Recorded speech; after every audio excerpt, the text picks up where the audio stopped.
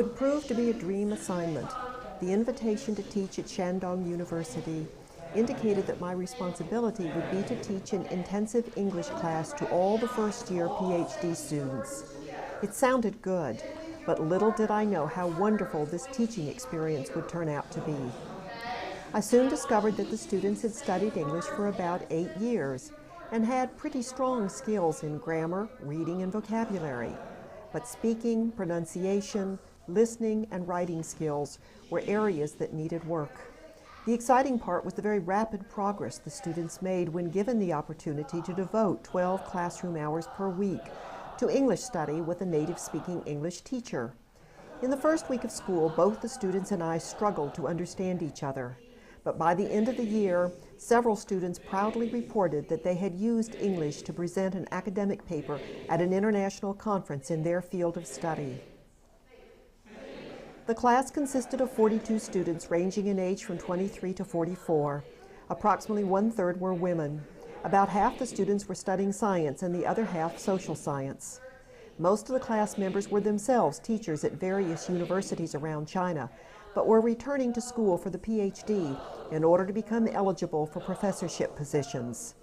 Many students embarked upon the PhD program at great personal sacrifice because it meant leaving their families for a period of 3 years.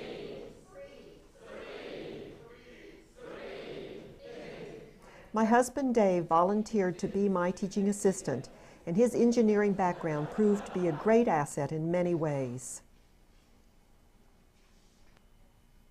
The university which hired us is called Shandong University, and it is located in the city of Jinan, which is the capital of Shandong Province.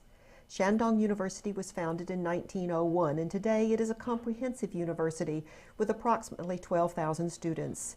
It is particularly well known in China for its academic fields of Chinese literature and history. By American standards, campus facilities are austere. Undergraduate dormitories house 8 students per room, and because Chinese universities are strongly organized by department, roommates are from the same discipline. Thus, math students live with math students, and history students with fellow history students. Dorm rooms provide a small desk for each occupant and a small bookshelf over each bed, but no closets or drawer space. Electricity is available during the day, but it is turned off at 10 o'clock at night. Students, therefore, are generally in bed at an early hour.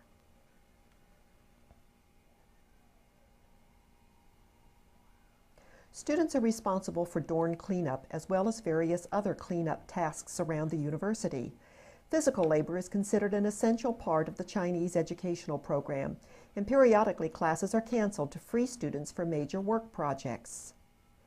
Dormitories have running water, but there is no hot water.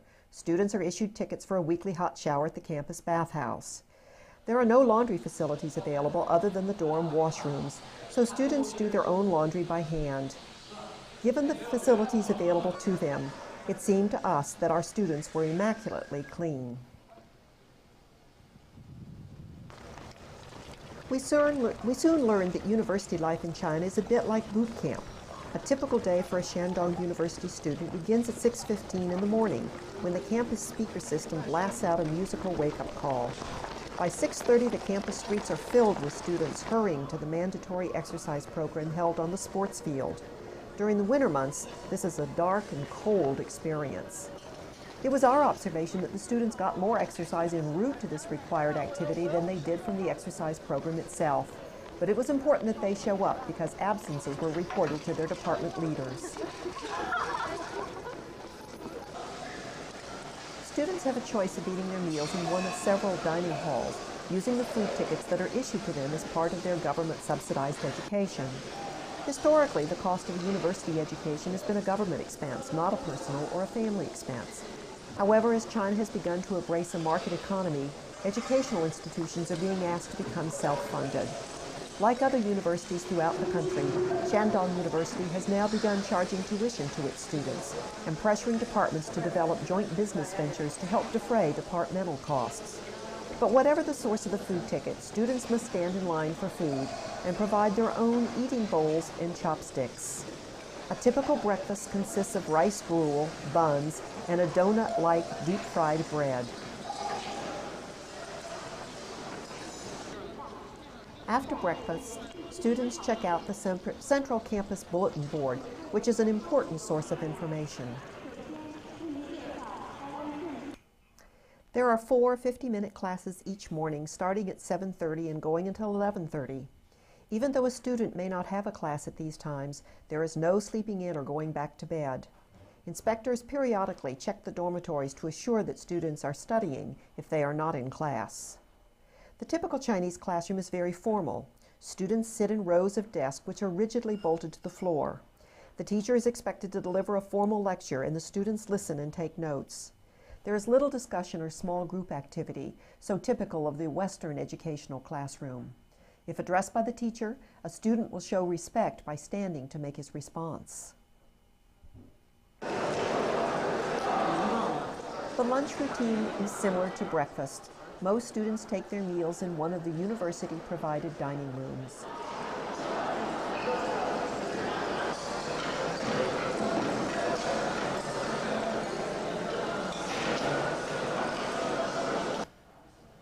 And after lunch, there is a sacred rest period known as shushi. For an hour each afternoon, everyone naps. After shushi, there is another 2 hours of classes, and then at 4, there is free time available for laundry, shopping, and various sports activities. We were always amazed at the enthusiasm for sports, as evidenced by the number of students on the playing fields in the late afternoons, even when the air pollution was so bad you could hardly see across the street. There are virtually no intercollegiate sports and limited intramural activities, but there are numerous pickup games of basketball, volleyball, and soccer. The sports field is alive with activity, and of particular interest to us was the practice of various martial art routines.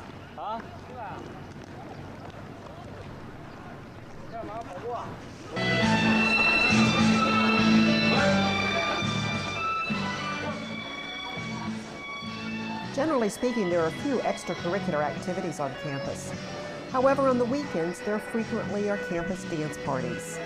Ballroom dancing is very popular in China, and generally the dance skills are learned informally with friend teaching friend. Often in the street at night, we would see groups of men and women gathered in an open area, practicing the tango or the foxtrot or the waltz to the music of a portable tape player.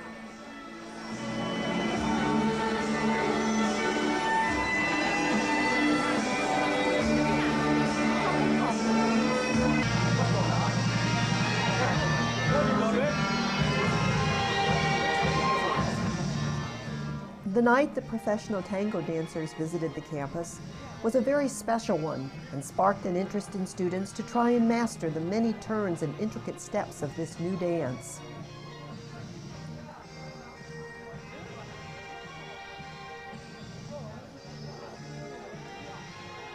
Also on the weekends, there are sometimes university-sponsored movies.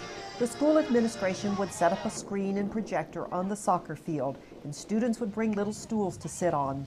According to our student friends, the choice of movies was not too exciting, and on a cold November night, the outdoor theater arrangement was anything but comfortable.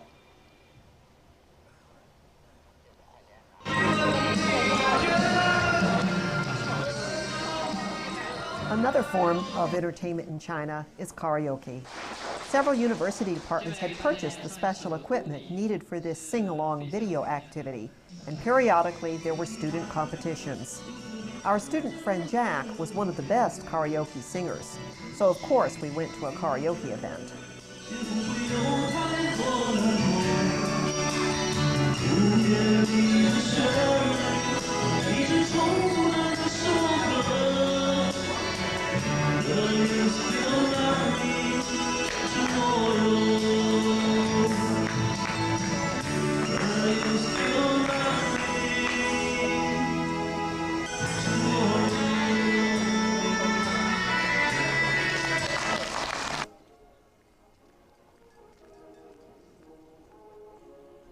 As I mentioned earlier, there are very few extracurricular activities on campus. That is why when the English Language Club asked me to organize a panel discussion about American university life, the student response was overwhelming. Advertising for the event consisted of one sign posted on the central bulletin board 24 hours in advance of the meeting. Yet an hour before starting time, the room was packed. I moderated the panel, and the panelists were students from Santa Barbara City College who were studying at Shandong University during the fall term. Actually, I'm going to ask the panel members to introduce themselves. And right now, all we're going to do is introduce ourselves and a little information about us personally. And then in a few minutes, we are going to share the information about universities with you. Another option is the junior college, which is a 2-year school. It's more like high school than college. You have, as you go into your second and third and fourth year, you start to specialize, and then you get a degree in one subject. And then you go to a graduate program after that if you decide to. Do the students often daydream in class? Do the students often? Often daydreaming.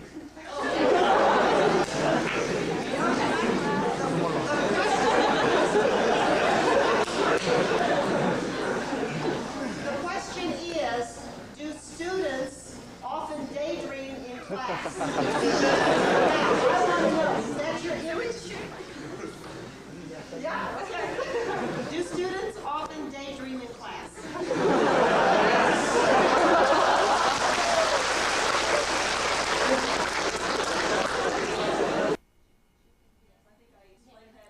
Throughout our year in China, life would center around our students. 2 evenings each week, we had office hours in our apartment. This was a time students were invited to drop by and practice oral English. Often the students wanted to learn about the United States, but we also learned a lot about Chinese culture and politics during these sessions. No one knew what the topic of conversation might be. You're going to embarrass me on camera.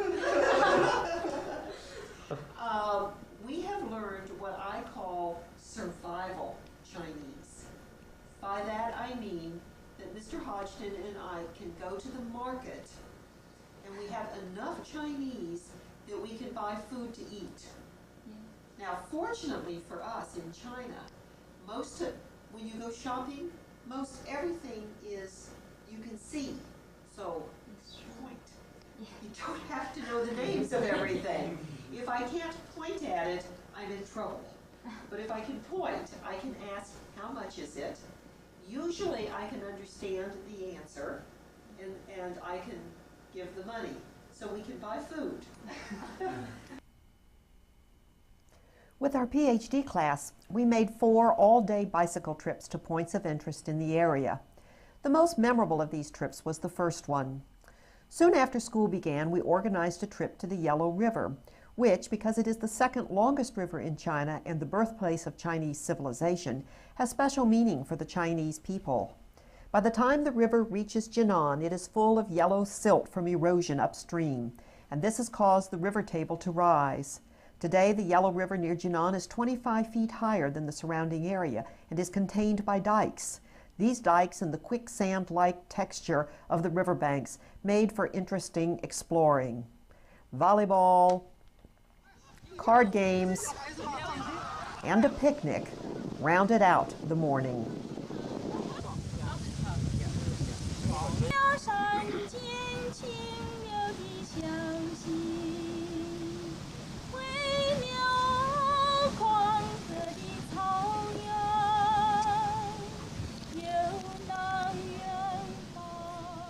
After lunch, the class spontaneously organized itself into a circle for an afternoon of performances. This day was particularly exciting to us because it was when we discovered the non-academic side of our students. First of all, we discovered they were a heck of a lot of fun. And secondly, we discovered that they were enormously talented in non-academic ways. One by one, or in twos or small groups, everyone made some contribution to the afternoon's entertainment. Not everyone gave a professional performance. That didn't matter. What was important was that everyone contributed. Let us share a little of this talent and fun.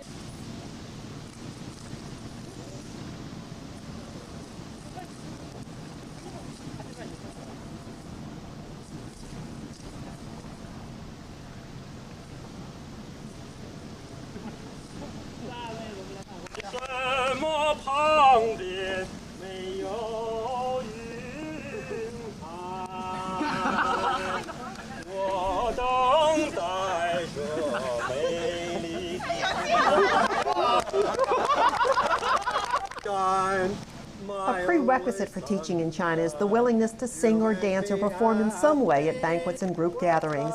And if you're not particularly talented, you'd better be a good sport because it will be necessary for you to perform anyway.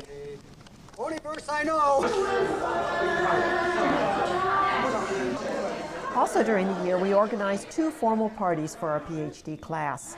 At the end of the first semester, we had a Christmas party, and at the end of the second semester, a farewell party.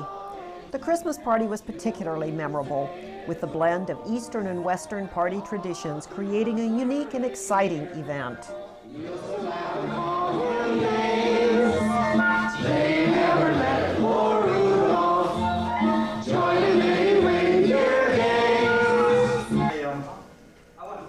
The party began with the formal speeches that are characteristic of Chinese gatherings. Our friends here at Shandong University, we're making this Christmas away from home a very special Christmas for us. Ordinarily, we are, of course, with our family. This is the first year that we are away from our children. But many of you have told me that in China, a teacher is like a parent. Yes. Therefore, I should not be lonesome with children. So many children. Because this year I have 42 children. Last, I want to say, I hope all of you doctorate students will have better and more success in your English study.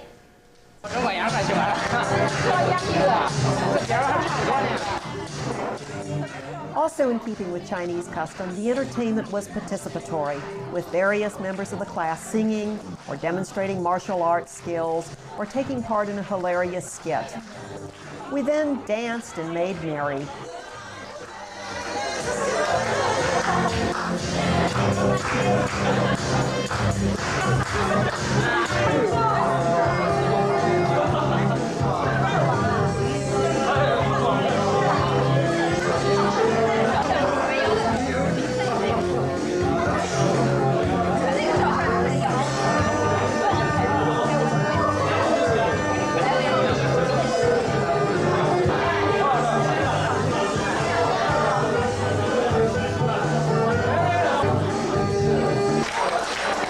But without doubt, the high point of the evening was the arrival of Santa Claus.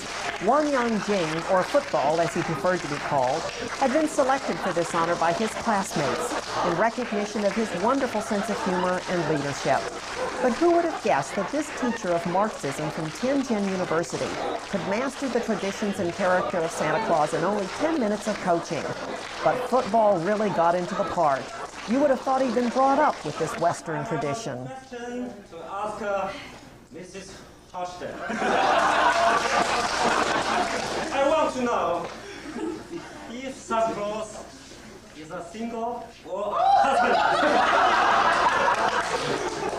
Mr. Santa Claus has a Mrs. Santa Claus. Yes, my wife.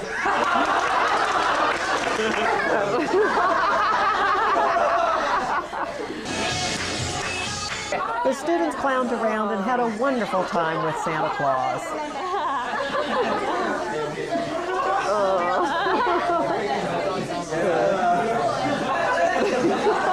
Jinan with their families, and we were often invited to their apartments for dinner.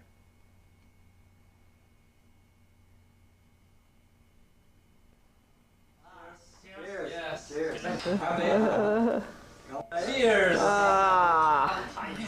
Tonight we are at Eric's house, and Men Baiyuan and Andy have joined us.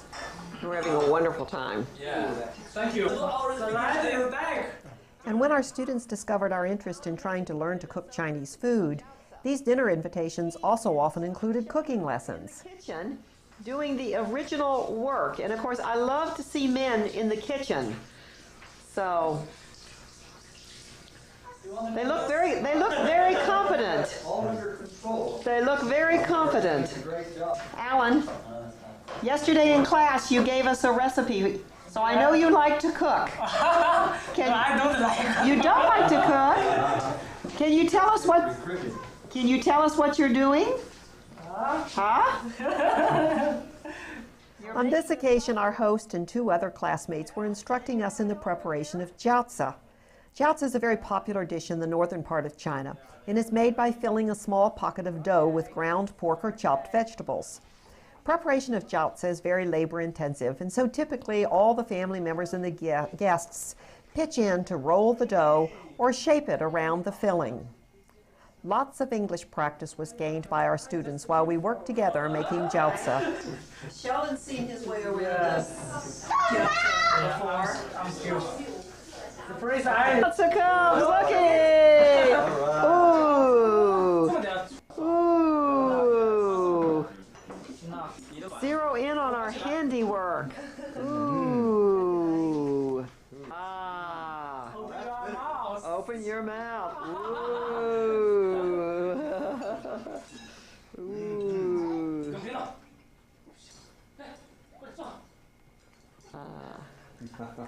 Our own kitchen would also become the site of many cooking lessons. This is our friend Gu Peng. And Gu has just arrived with a backpack full of goodies. And tonight he is going to teach us how to cook hua gua. This is a hua gua pot, or a hot pot. And David and I have given ourselves this pot as our Christmas present to each other. Okay, now Gu has gone to work. He looks experienced. Okay, now we're making the final preparations. Yes. We learned from Gu that the hot pot tradition was born in Mongolia, where in the cold of winter, families huddled around the table to enjoy the warmth of the coal-fired hot pot and the nourishment of the hot mutton and hot soup which was cooked in it. Today in northern China, hot pot meals are a wintertime tradition.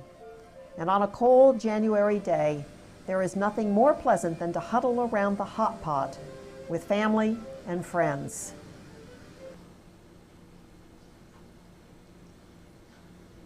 Okay, there's Sun Lin Tao at the frying pan, Liu Hua. David's taking notes. We're trying to, hello football. Life is busy in the kitchen. Football, Sun Lin Tao, and Liu Hua are cooking us a banquet tonight. And we are trying to take notes so we can learn how to cook some of these dishes. Not only did our students teach us how to cook, but during these informal get-togethers, we had many more opportunities to learn about China and to explore the similarities and differences between our cultures. Since we were not accustomed to napping after lunch, we would often take advantage of this quiet period to do errands rather than fight the crowds at the end of the day. 2 or 3 times a week, we would walk to our local market to buy meat and fresh produce. The market was a fascinating place, filled with vendors peddling everything from common vegetables to pig's ears, eel, cow stomach, and pickled everything. And although the sanitary conditions were quite unlike our supermarket standards, we found the produce to be wonderfully fresh and delicious.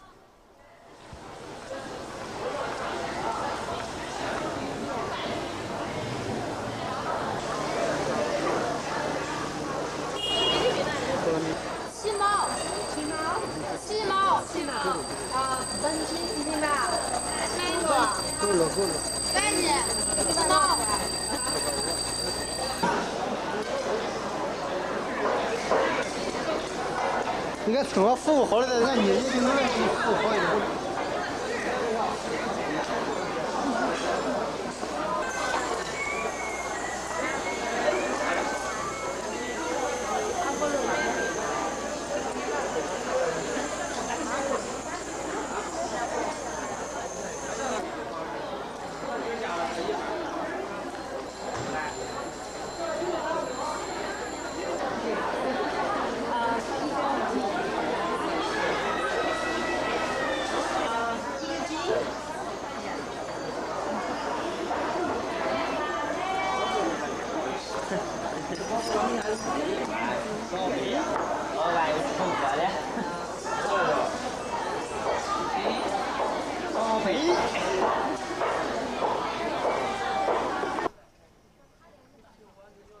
If we needed to go to the bank or a department store, we would hop on our bicycles and pedal the 40-minute ride into the downtown part of Jinan. These trips were always both challenging and very interesting. The trips were challenging primarily because of the heavy traffic and often unsafe road conditions.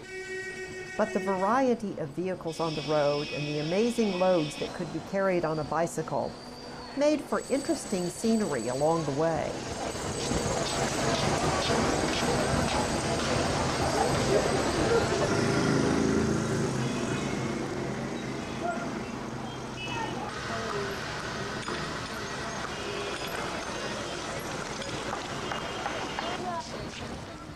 These shopping trips were also fascinating because of the colorful street life.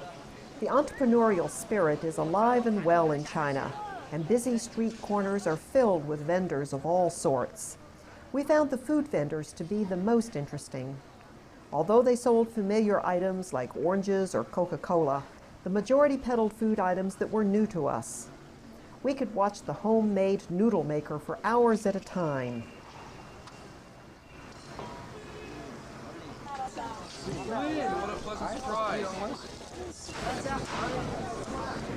And a bowl of noodles often provided a hearty lunch. Jiaozi is to the Chinese people like our McDonald's is to us, readily available and a quick fast food that is very popular. Candied hawthorns. One of our favorite breakfasts, a crepe-like pancake with scrambled egg and chili sauce on top, and then the whole thing wrapped around a donut-like pastry. Spicy barbecued mutton. These were often cooked on a bicycle spoke. And finally, popped rice. We, of course, had to try everything. Eventually, the day arrived when it was time to pack up our belongings and return to our home in Santa Barbara. Although we had loved every minute of our stay in China, we were ready to return home. As usual, our students were there to give us a helping hand with the packing. Our students had taught us a lot about China, but in the year we lived there, we discovered how much there is to know about this vast country with its ancient and often turbulent history and its rich cultural traditions. We would leave China realizing that we really knew very little about it. And because China is currently experiencing enormous economic and social changes, what we knew in June of 1995 may no longer be true today. On the day of our departure, our students were there in person to wish us a safe journey and thank us for our teaching. Goodbyes are never easy, but we would leave China with many happy memories and many wonderful new friends.